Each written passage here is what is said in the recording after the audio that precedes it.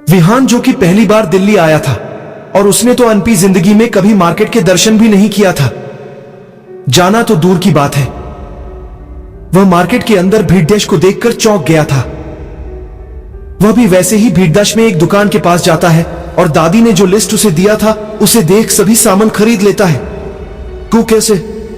वह एक बात से हैरान था कि दादी ने उसे जितने रुपए दिए थे उतने ही लगे ना, एक ज्यादा ना एक कम। मार्केट से निकलकर विहान डायरेक्ट ढाबा पर जाता है। दादी को सारे हिसाब देकर वह फ्रेश होने के लिए चला जाता है।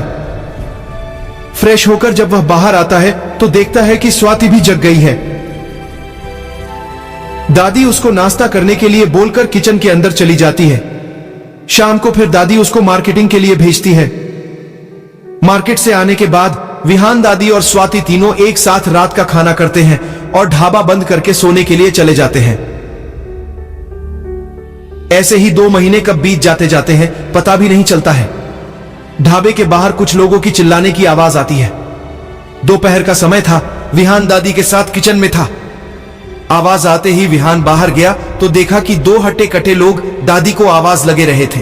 जब दादी उन लोगों को देखती है तो जल्दी से जाकर कुछ रुपए लेकर आती है। शायद ये रुपए उन्होंने जमा किए थे। वो रुपए को दोनों आदमियों को दे देती है। उनमें से एक आदमी बोलता है, देख बुढ़िया, तू हमें भिखारी समझ रही है क्या? जब आते हैं ये कुछ रुपए लेकर आ जाती है।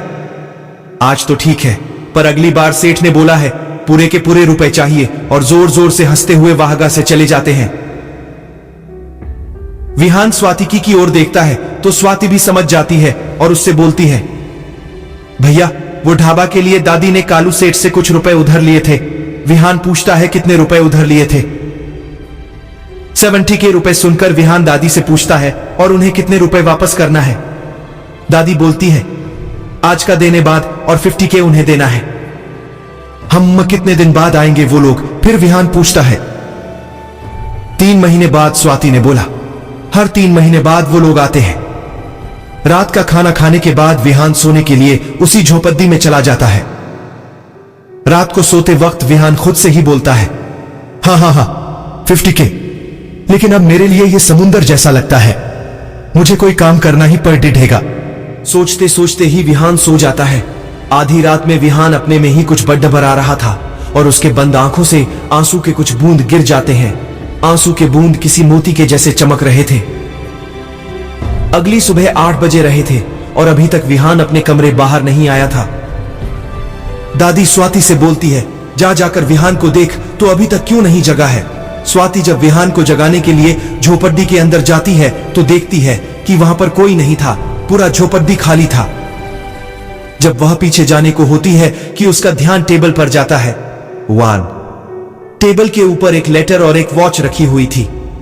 स्वाति लेटर ओपन करती है और उसे पढ़ने लगती है। स्वाति, अपना और दादी का अच्छे से ध्यान रखना। मैं बहुत जल्द ही फिर वापस आऊंगा, और ये जो गड्डी दिखी है उसे किसी अच्छे सुनार को बेचकर कालू सेठ का बाकी का उधार दे देना, और दादी से बोलना कि मेरी चिंता ना करे। ओके बाय अंडे। सो सॉरी, बिना मिले ही जा रहा हूं, तुम्हारा भैया विहान। स्वाति लेटर पढ़ते पढ़ते रोने लगती है। तभी दादी पीछे से आते हुए बोलती है, विहान उठ जा, अब कितने देर तक सोएगा? पहले तो कभी तू इतनी देर काट नहीं सोता था बेटा। मार्केट से सामान भी लाना है। तभी उन्हें लगता है कि स्वाति रो रही है। स्वाति दादी की आवाज सुनकर दादी के गले लग जाती है। दादी स्वाति के सर पर हाथ फेरते हुए बोलती है, अरे तुझे क्या हुआ बेटा? विहान ने तुझसे कुछ बोला क्या? रुक, मैं अभी उसे बताती हूं। स्वाति नामे अपना सर हिलाकर और जोर जोर से रोने लगती है। दादी उसे बहुत मुश्किल से चुप कराकर पूछती है कि विहान कहां है?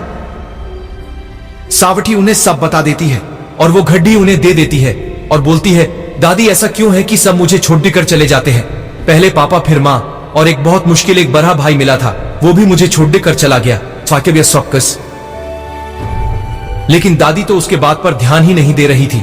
उन्होंने जब से घड्डी को देखा था वह तब से किसी सदमे में चली गई थी। वह घड्डी को स्वाति के हाथ में से लेकर उसे देखने लगती है और उससे पूछती है, क्या यह घड्डी सच में उसी की है? स्वाति बोलती है, हां दादी, ये उन्हीं की है। विहान भैया को जब मैंने पहली बार देखा था तब भी उन्होंने ये घड्डी पहनी हुई थी।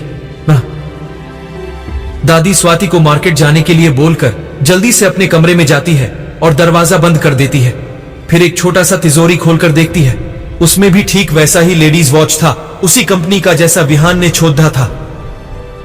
दादी दोनों घड्डी को अपने हाथ में लेकर उन्हें देखते हुए बोलती है, इसका मतलब वो उन्हीं के परिवार का है, उन्हीं के खानदान का है। दादी की आंखों में बहुत ही ज्यादा गुस्सा था।